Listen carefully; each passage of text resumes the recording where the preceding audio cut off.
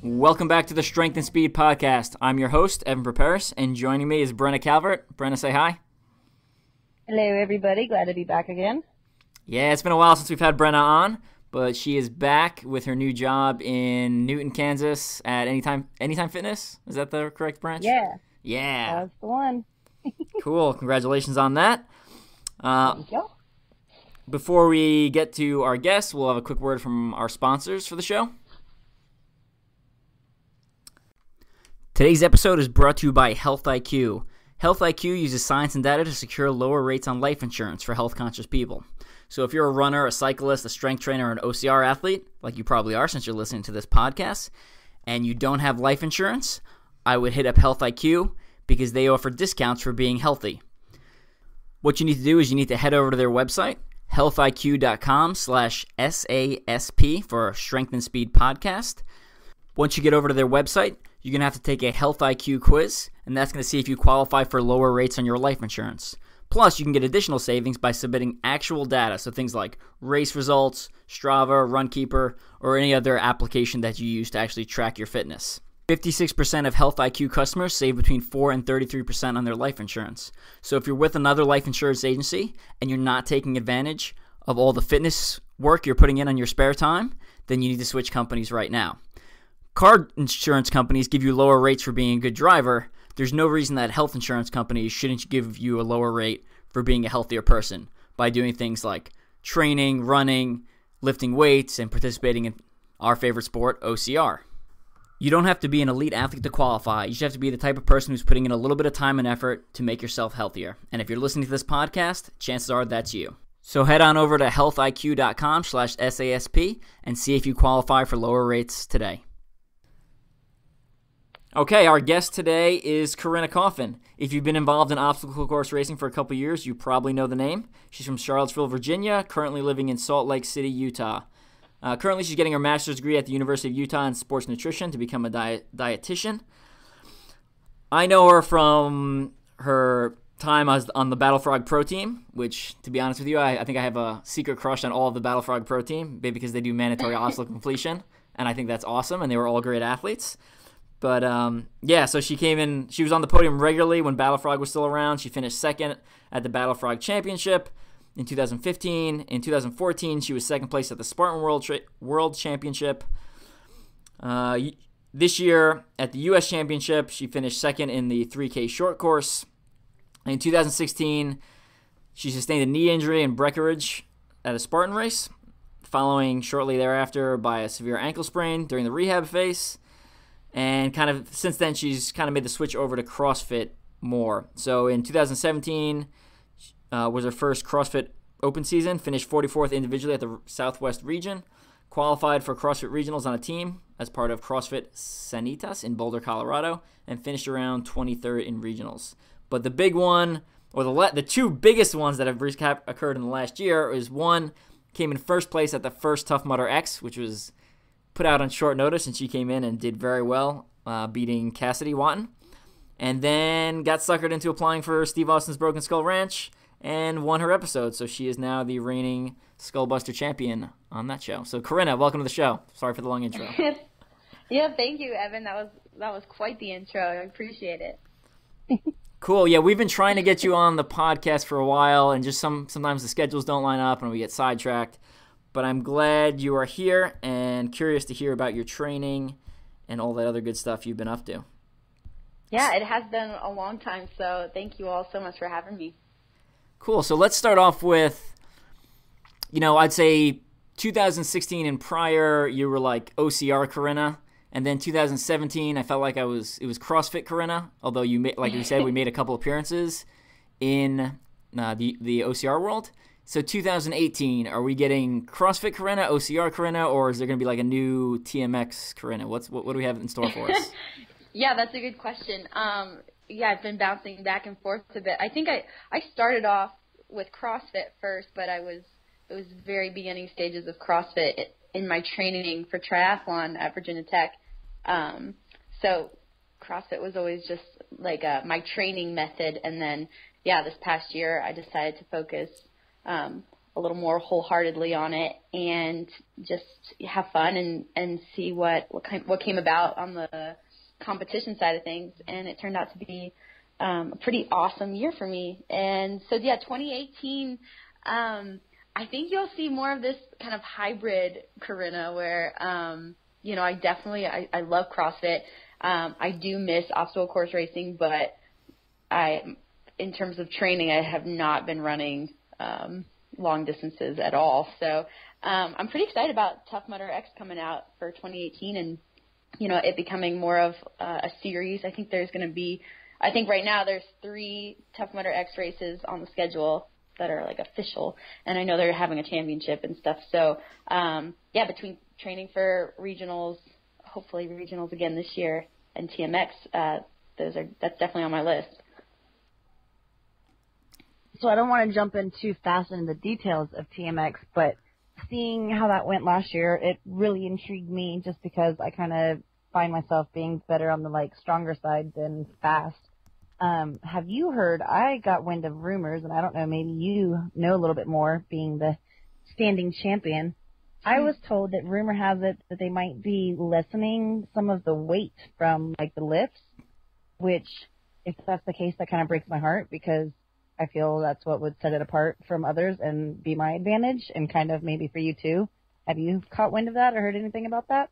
Yeah, no, to be honest, that would kind of break my heart a little bit too. I have spoken with Tough Mudder HQ about just kind of how they wanted feedback regarding TMX this past year, and so I kind of I just talked to them about that's all the things I loved about the race, and yeah, the weight and the sandbags. That was definitely something that stood out from a lot of other obstacle course racing short courses because. A lot of other, OCR short course, it's short course, but they don't add any weight and they don't add a whole lot of weight into it. And so Tough Mudder really stood out this past year because they really honed in on the CrossFit or functional fitness side of things and OCR. And so I really do hope they keep that. I to be totally honest, I have no idea what their plan is for in terms of the workout stations and what they're keeping, what they're not, but I will say, if I have any persuasion in the mix, I will highly advocate the sandbags, the heavy sandbags, to remain in. So I hope that's the case, girl. Yeah, well, because I know people were whining and saying it was too heavy, but it's just the difference in it, and I think it keeps it different. Like you said, there are if you want a short course, go do a short course or something else, right. Or Conquer the Gauntlet is a shorter version, or, places are coming up with more of a sprint 1 mile course. But I'm hoping that Tough Mudder, because they have their normal 10 mile and then the 8 hour and the 24 hour, I hope they're not looking to try and branch into the short course and take away that strength option, because I just think it makes it different and brings out different athletes and wide variety of skill sets. But I'm oh no, because that's my advantage. And if they take it away, then crap. No, we definitely saw at TMX the separator, the race really started once you hit the sandbag cleans, and so that was really where there was the separation. And I get that Tough Mudder would probably want to keep the race somewhat close, and so maybe they do lighten it a little bit, but I hope they keep the movements in there at least, and I hope that they don't turn it into a joke weight, right? Because it's definitely, I don't think at least on the female side, I don't think our sandbags were if you said, an 85 or 95 pound sandbag cleaning, it's it doesn't sound that heavy, but I in the middle of the race, oh my gosh, that felt it felt so heavy, and the fact that it was sandbag and not a barbell, it made it a lot more difficult, and I loved that aspect of it. So like you said, it definitely, to stand out from just a regular short course OCR, I would really love to see them keep those kinds of functional fitness movements in there. So I'm with you, girl. I'm on the same page. Yeah, I like the fact that the weights, again, I didn't compete in it. I have no plans to compete in it, but I like the fact that the weights are heavy, right? Because I think it's a unique aspect or a unique format, and adding, making the weights lighter, like you said, waters it down and turns it into basically just a normal short course OCR. I like the fact that it brings out a new type of athlete, or maybe favors a different type of athlete who's maybe doing more strength training than they are, running endurance training. So I agree. Right. And there's a lot of athletes in the OCR field that are that come from this kind of weight strength training background, or that's their method of training right now. And so I think it appeals to a huge crowd in that regard, because some people just gravitate more towards that than the running, and so there should be something for everyone. I think it could be really exciting for 2018 to have this new style of hybrid racing. Yeah. So before we talk about that some more, let's back it up a little. Give me a little bit of information about the type of athlete you were kind of growing up and then through college, and then we'll go from there.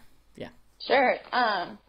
So I grew up on a horse farm with my three brothers, and we were constantly outside. I think my dad, I always love to tell this, because my dad would, aside from having breakfast in the house, he would make us stay outside, and we weren't allowed back in until the next mealtime. And so we just loved being in the woods, playing, getting dirty. We had our play clothes and our nice clothes, because there was a huge difference between the two, and we just loved being outdoors. And so I think, looking back now, that was a huge, that really got me into obstacle course racing. And I think that, kind of going back to my roots and just being outside and dirty was something I've always loved. And then growing up, it was soccer and cross country and lacrosse. And I told you, and I think another previous interview we had, Evan, I started the SEAL Team physical training program led by former Navy SEAL John McGuire, and my brother. I did it with my brother, and we started doing it in high school. Before school, we'd work out outside in this boot camp type class, and kept doing that when we came home from college in the summers and on breaks. So that was really cool, and that definitely was a huge influence on me deciding to kind of devote my life to health and wellness and get more in the fitness and nutrition field. And so I decided to major in nutrition and exercise in college, and played club lacrosse and was on the club triathlon team at Virginia Tech as well. So then I fell into CrossFit and OCR, and the rest is kind of history. Now it's just become such a huge part of my life, and I can't imagine not having either of the two, in my life. So it's been a wild but awesome ride, and have met tons of awesome people along the way too. Cool. And your dad was actually an Olympian, wasn't he, in horse? Yes. Equestrian? Yes, he was an equestrian Olympian and two-time gold medalist. Oh, I guess, I don't know if double gold medalist. They won individual, and the U.S. won team that year too. So, crazy. Yeah, he's a stud. And I used to think there was no correlation between between his equestrian world and what I was doing, in the midst of my OCR career. But kind of looking back at and talking with him, just a lot of things that he did. It's basically obstacle course racing on a horse, for the cross country portion of it. And it was really wild. Some of the jumps and obstacles they had to go over were just insane. And I have some pictures that I've gone back through and looked at, and it's just incredible. So it was fun to kind of draw a little bit more correlation between our two sports since then. So. Well, and that's what I want to interject. I've always had a strong liking and connection to you, Corinna, because he said you're from Charlottesville, but let's clarify. You're from Ruckersville, right? Yeah, that's right. Most people don't know where that is. But that's how I met you. I remember it was Facebook searching, and I see a girl from Charlottesville was in a Facebook group or had liked something OCR related, and I was like, oh, wow, there aren't very many people that I've seen from there, and then started messaging you, and you're like, yeah, I'm actually from Ruckersville, Well, I had spent 3 years in Standardsville, which is like the neighboring town, the closest thing. And I was like, oh my gosh, what a small world. And then we got to meet at Wintergreen. That was like 2014, I think, that was when you like busted open your leg or something and had to get stitches before the podium, I remember. Yeah, that was a gnarly race. Yeah. And then just like our battle frog time together. So I remember the Hokies, because my dad and sister are alumni. So I had a girl crush, fell in love with Corinna from the beginning. Yeah, we go way back, Brenna. It's been nice. We do. I miss you terribly, but I know. I love seeing all that you're progressing in and doing, so that's amazing, and I love hearing about it. But anyway, I appreciate that. Yay, go Virginia. Cool. Well, the interview you referenced is actually in the back of my book, Strength and Speed's Guide to Elite Obstacle Course Racing. So if anyone wants to read more about that or hear more about Corinna's training from a couple of years ago, you can go check that out. It's available on my website. But let's talk about training for Tough Mudder X. So I don't want you to give away all your secrets to success here because you're the reigning champion. Too many, to be honest. But let's go through, like, what's your training, let's say, I guess let's go with what your training is going to look like over the next couple of months / weeks / year, or months and weeks. And kind of if you were recommending a training plan for someone that, wanted to do well at Tough Mudder X, kind of what would that look like? Sure. The crazy thing, as you mentioned in the beginning of this interview, Evan, Tough Mudder X kind of came up pretty spontaneously. I saw it, I forget where I saw it, but I was like, oh, well, like that seems like it would be up my alley. Only a mile, which with my running, how much or my lack of running at that point sounded pretty doable. And then 10 fitness zones and 10 obstacles, and it was just it sounded perfect. And to be honest, I really didn't have much of a heads up. Maybe 3 or 4 weeks before the actual competition. So. To be honest, I mean, I did a little bit more sandbag work because it's not super regular in my training to do sandbag cleans or a whole bunch of sandbag stuff. But, besides adding a little bit more of that into my training, I pretty much stuck to my regular training plan, which at the time, by last spring, I was gearing up for regionals, or this was right after regionals. So I was basically following just my my gym, CrossFit Sanitas at the time.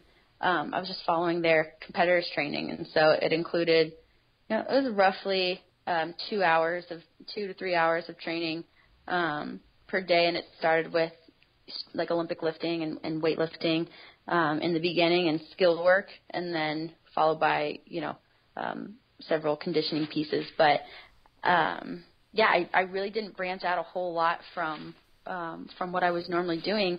And, that being said, this upcoming year, there's going to be several more TMX races. And so I kind of, I realized that and I want to do well in those. So, I think I'll probably cater my training a little bit more towards TMX, but I think that my current training will prepare me quite well for those races. And, right now, the CrossFit Open is just around the corner. It starts at the end of February, and my goal right now is to we've got a really competitive gym here in Salt Lake City. I'm part of the Salt Lake City CrossFit, and we probably have like 25 really solid male and female competitors that have a shot at regionals or are really vying for a competitive spot.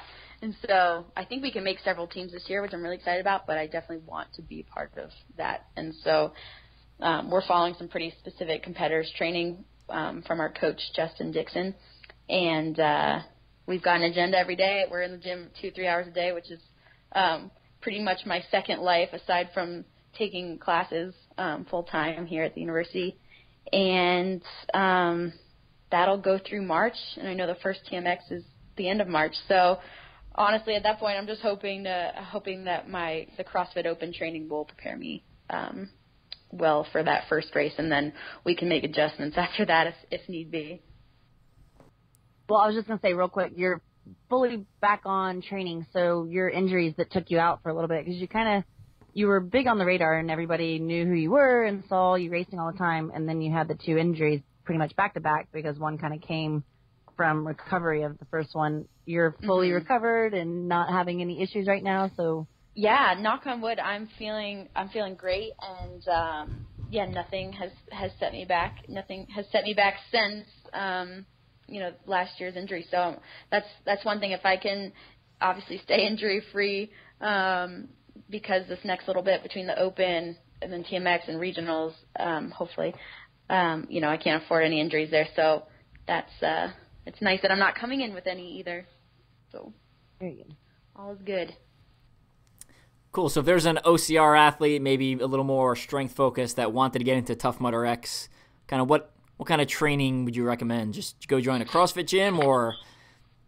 I don't think I really don't think especially for the movements that that TMX has. I don't think joining a CrossFit gym is 100% necessary. I do think that there's movements in CrossFit that or that are movements that are very much in the CrossFit world that it definitely wouldn't hurt, but it's not a must at all. I think you have to kind of identify yourself as whether you're more OCR related or you're a more strength-based athlete, and then kind of work on your weaknesses. So if you're in the gym all the time doing box jumps and pull-ups and cleans and shoulder overhead, you're probably fine on the strength portion. I mean, you can get a sandbag and definitely, or just any heavy object and work on that. But if your weakness is the obstacles, then you might want to jump into some, might want to go. Now there's tons of ninja gyms all around that, you can play on, or just go out and do some of the races, some of the Spartan races or Tough Mudders. But I definitely think you have to decide which part is your weakness and then focus on that, because, obviously training just obstacles or just the strength movements are going to get you, halfway through the race. And it's a lot different, I will say, like doing the obstacles after you've just done a fitness station, or after, doing the incline monkey bars, after you've done 15 pull-ups, it's an entirely different stimulus, and, you'll definitely feel that. So I would recommend kind of practicing going from one, a CrossFit style movement right into an obstacle practice, because I think that's where a lot of people kind of fell short at the TMX race over the summer. I think they were like, oh, I got this. Those obstacles look easy, and I've got the CrossFit background, so that should be perfect. And I think that a lot of people stumbled on, a lot of the CrossFit athletes messed up on the obstacles, and a lot of the OCR athletes undermined the workout stations and the effect it would have for them on the obstacles. So that's the exciting part about this style race, is that, it really kind of twists up your normal obstacle course. So I love that. I love that about it. And so you said that even the sandbag threw you off. So for someone that does CrossFit or knows lifting styles, you'd recommend, say, like, okay, you know how to use a barbell, but they probably want to go get a sandbag and practice with that, just because it was kind of like a different feel to it, and even that would throw off like someone that's used to lifting type of thing. Yeah, it's kind of like the axle bar, going from a regular barbell to like an axle bar or something. It's just totally like you definitely have modifications that you need to make with form, and it's just a different stimulus. Now you've got this short, fat, heavy like sack that you have to clean and get those elbows up nice and high. Another thing I loved about TMX was the judges, and that each person had their own judge, and they were very strict on enforcing standards, and they upheld those for everyone across the board. And yes, you can't get away with a sloppy, low clean and expect to get away with it. So I would definitely, if they keep the sandbag components. Again, I'm not sure when they're going to come out with their obstacle list. I'm itching to get my hands on that too, for sure. But I don't know when they'll come out with it. But if the sandbags are in there, I would definitely get a little familiar with those. Awesome. So great answer. I'm going to step out for a minute. Brenna, keep talking, and I will be back after this phone call. Thanks. Okay, sounds good. Sounds good. Well, yeah, so kind of piggybacking, I don't know, Evan's going to leave me in control. It's my first time. Woohoo! But, so with TMX, we can kind of tie these two together because you had competition that you knew from the OCR world and then outside competition that might have been new. I know there's a lot of different athletes brought in from different sports. But touching base on, I believe Cassidy got second behind you in TMX, correct? Mm-hmm. So then that kind of takes me to Broken Skull. I mean, we've had a couple different athletes from Broken Skull Challenge, myself included, and so most people that have been listening to this podcast kind of know how that's set up. But let's talk about, like, your frenemy, because Cassidy was the reigning champion of Broken Skull for so long, and then you come along, and after TMX and then Broken Skull, now you're the champion. So kind of how'd that feel? And, did you and Cassidy get to kind of communicate at all during or after filming? Talk about that a little bit. Yeah, sure. No, it's so fun competing against Cassidy. We had a ball at TMX. The final, the championship for everything at TMX was super close between Cass and I, and we were battling out the whole way, pretty much neck and neck. I think I had a little bit of an edge on her, especially leading into the second half of the race. But when I slipped off the wall and because I had my one shoe, but when I slipped off the wall, we were pretty much neck and neck, and we had like one more obstacle to go for the finish line. So she always, whenever Cassie's in the mix, things are going to be close, things are going to be exciting, and she's an incredible athlete. So, it was fun competing against her at TMX, and then shortly after was when I found out I would be going out to Steve Austin's ranch for Broken Skull. And yeah, my goal obviously was to take down her time. I was coming in with a little bit more confidence, knowing that I had just raced her in a short course. So yeah, I was feeling pretty confident. But gosh, it was just a crazy experience doing the Broken Skull. It was not, definitely not within my comfort zone doing those head-to-head, really physical challenges against the other girls, but was somehow miraculously able to come out on top of the episode and finally had that skull buster sitting in front of me and got a crack at it. So it was a really cool experience. I know that there's a little saltiness from Cassidy, but all in good nature. We'll always be competitors and friends, and as she put it, frenemies. But yeah, no hard feelings. I think she said something about like TMX and then Broken Skull and taking out a couple bucks from her pocket, but yeah, there will be more of Cassidy down the road. I'm sure of it. Oh, definitely. Well, so I'm going to ask, what changed your mind, or who kind of pushed you or got you to do Broken Skull? Because if I'm not mistaken, I remember after my first season on it, I mentioned they were like, always looking for tough females, because it's one of those things, like, you'll get guys that want to wrestle all the time, but it's harder to find the girls that, have the grit and toughness to go up against it. And I mentioned you, and I even reached out to you. I was like, Corinna, you'd be perfect for this. And your response was typical sweet Corinna of like, I'm just too nice and I can't do that. And here you are now, the champion. So when I saw that you went, I was like, wait a minute, what changed? Yeah, no, you're totally right. And I will say, 2 years ago, I think it was 2 years ago, is that when you first talked to me about it, or? Yeah, I think so. Yeah, something like that, because I know that there were a lot of OCR athletes that were getting into Steve Austin's challenge, and so I remember, you have to take back 2 years now. Corinna 2 years ago was definitely, I was like 10, 15 pounds lighter, wasn't doing as much CrossFit, and was definitely more of like your runner.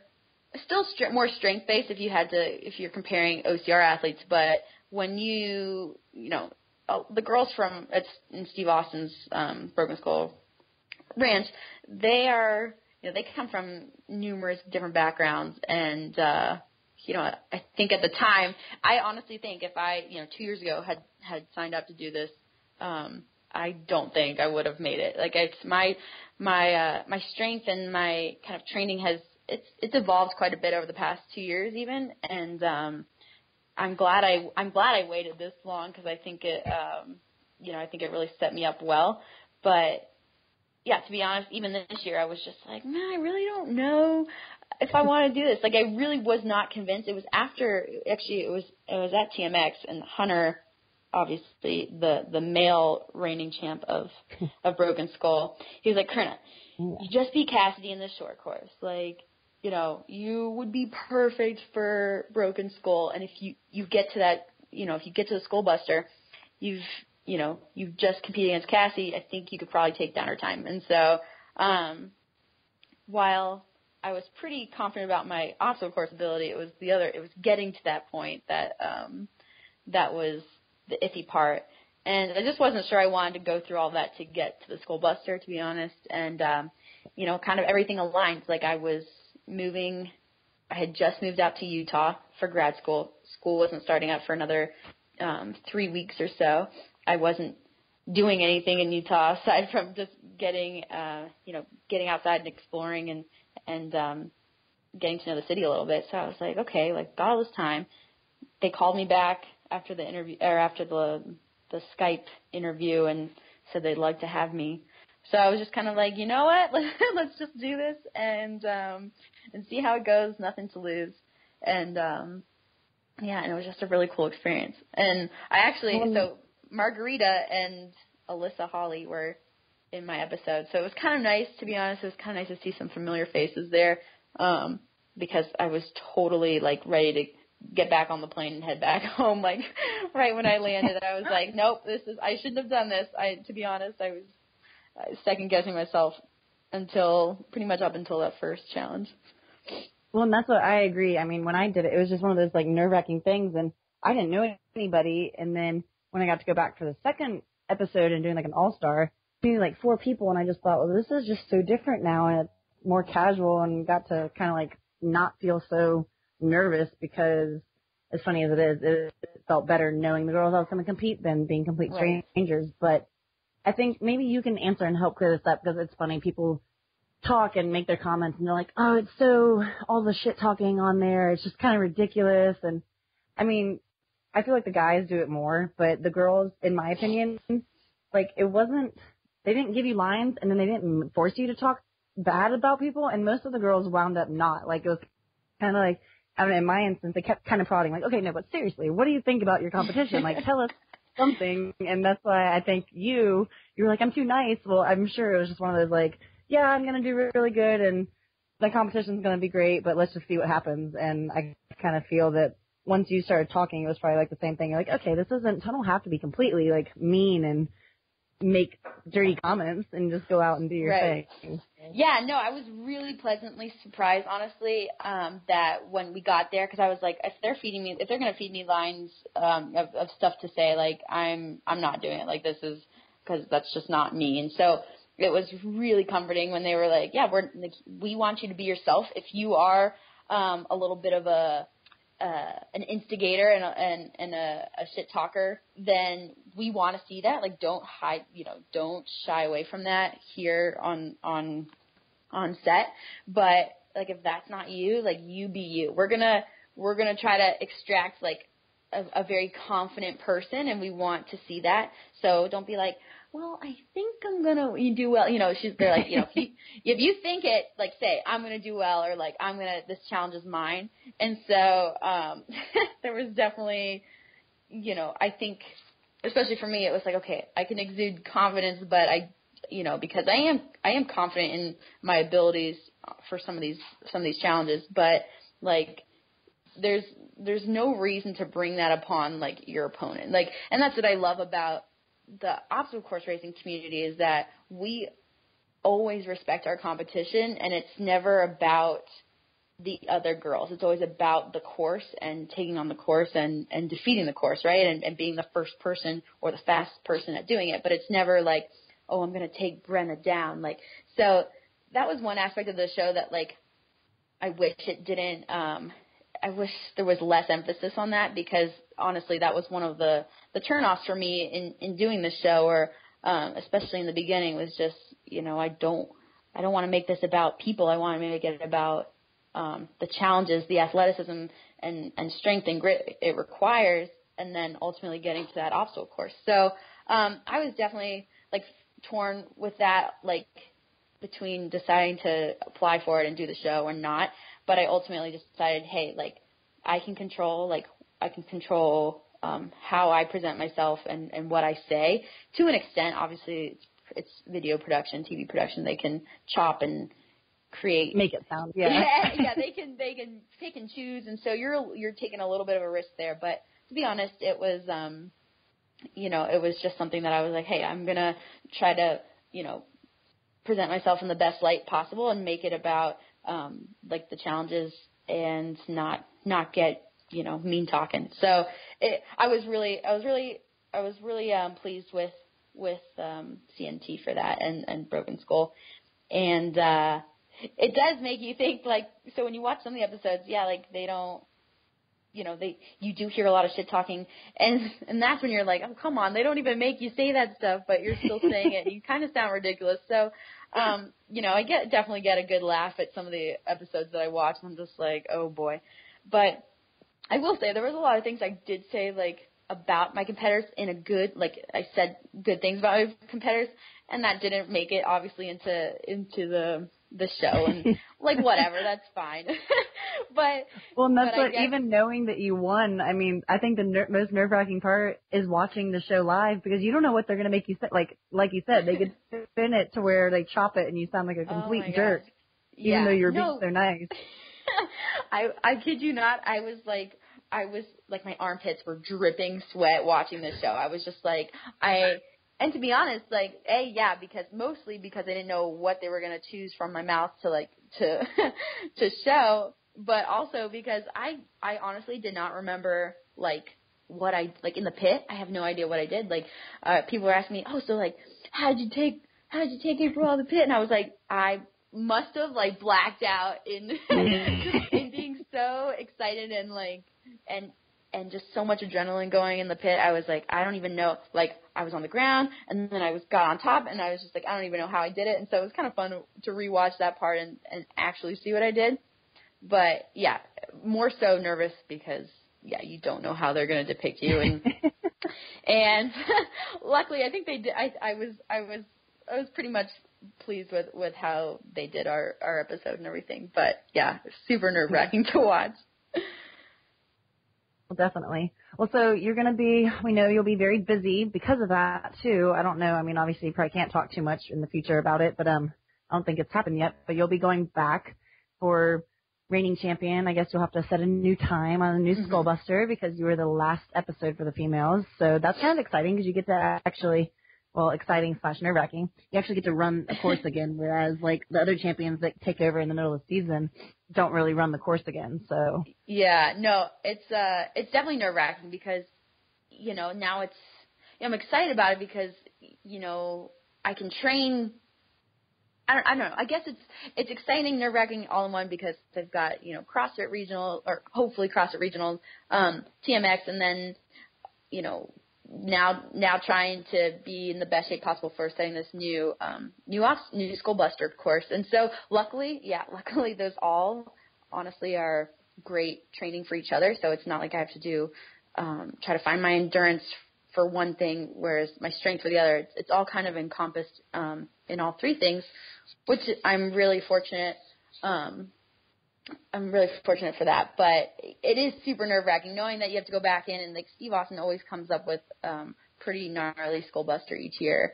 So yeah, having run it once and then having one last episode before the season's over, I was like, oh man, it would have been great to come in earlier so that yeah, because now I just have to run it again, in the beginning of filming. But it'll be exciting. It'll be pretty nerve-wracking, I'm sure, to like watch each for the next episodes, just watch the girl go up against your time, and especially if you slip, right? You only get one shot at the Skullbuster, so it'll be exciting. I'm definitely looking forward to all of that coming up this year.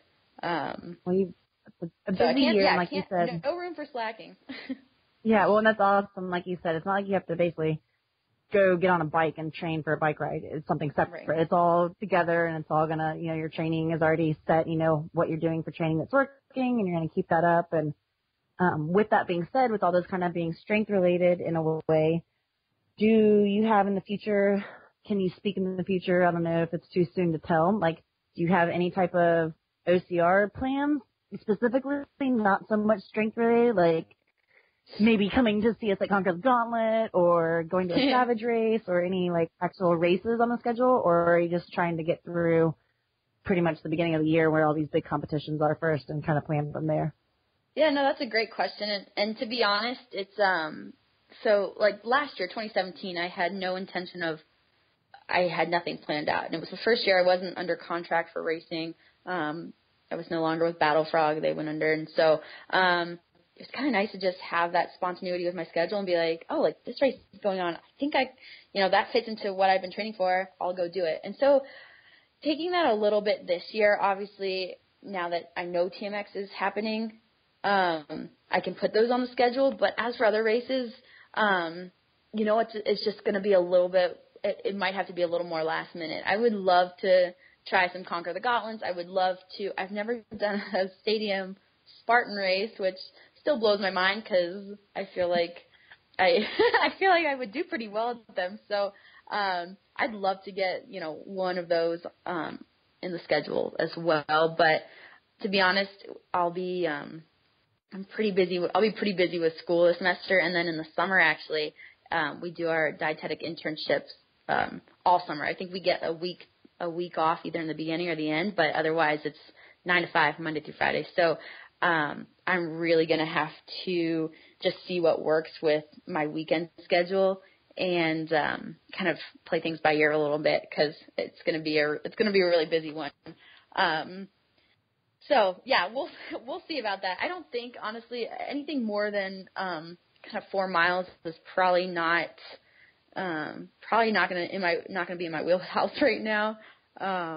But the beauty of CrossFit is that even without like running a whole lot, I feel like I'm very conditioned, like, just doing all our conditioning pieces, all the Metcons, all the rowing, biking, skiing, ski erg, and running too. Like, I feel like that really, it helps with injury prevention. It's great. Those are great methods for cross training. And, it doesn't set me too far back, in terms of running, which is really nice. So. Well, it's exciting then because I'm going to pencil you in for Conquer the Gauntlet sometime since it's right at 4 miles. I'll just keep saying that just because I know you would dominate. And I know I get to see you more. But that's me just being selfish. And that's what I've been trying to train more and hopefully get to some TMX just because I'm excited for that new challenge. And again, I want to see you, so I'm just going to have to go to TMX. You're so sweet. I hope you do. We'll make that a goal. Yeah, for sure. Well, I think we've, covered a lot of what you've been up to and your training and what you suggest for others. And you've had a very successful OCR and CrossFit fitness career, and you've got a lot going with school and so much positive happening for you. That's just great to hear, and we love seeing that. The OCR community, I know we miss you, seeing you so much, but it's exciting that you've got so much happening. But we can probably bring this to a wrap up, I guess, sadly. But do you have any final shout outs or sponsors or anything you have going on that you want to say thanks to or shout out here while we have you? Yeah, thanks, Brenna. Thanks for that.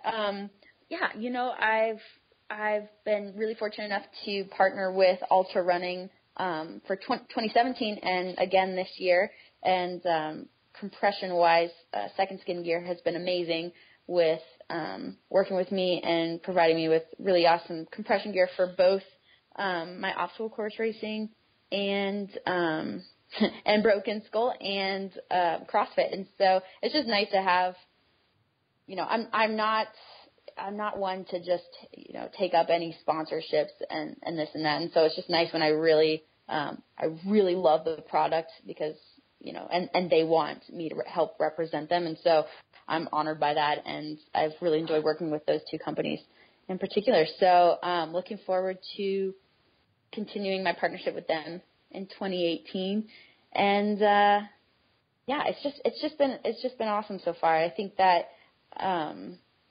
you got to find what you love in terms of sport, right, or fitness, right? It's just you just find what you love, and then it's pretty cool to find, have these opportunities present themselves and just jump at them. So I think I would say for those who are trying to get more competitive, whether it's OCR, whether it's CrossFit, is just kind of be your best in whatever it is you love to do. And there's going to be opportunities that arise. They might not present themselves as huge, right in your face opportunities. So you might have to look for them, and they might be the smaller ones at first, but they can grow into something pretty huge and pretty awesome. And I've just been blessed with having several of those kinds of opportunities, in my journey so far. And so I'm glad you've been a part of it, Brenna. I'm glad that there's been so many people. Evan's been so great. There's so many people in both communities, CrossFit and OCR, that have brought me a long way and helped me get to where I am. So I'm really appreciative of them and that. And I look forward to seeing you as well for 2018. Yeah, well, definitely. And that was a great message there for everybody listening. And I just want to give a quick little shout out to Dry Robe. For those that don't know, Dry Robe is amazing with their changing warm coat that you can change in, you can completely strip down. It keeps you warm. I used it in the summer all year round, believe it or not, and they're actually a new 2018 sponsor for Conquer the Gauntlet Pro Team. So just want to give them a shout out and thanks, and can't wait to have them on board this year. And we're going to get some very spiffy looking dry robes. Can't wait to see those. They were awesome yeah. for OCR World Championship. I forget what year. Oh, amazing. 2015? Yeah. Oh my God, it was so freezing, and those things were the bomb. So I'll shout out for Dry Robe too. They're amazing. I have mine. There you go, everybody. The TMX Broken Skull Champ is soaking about Dry Robe, so get you one. Join all the people.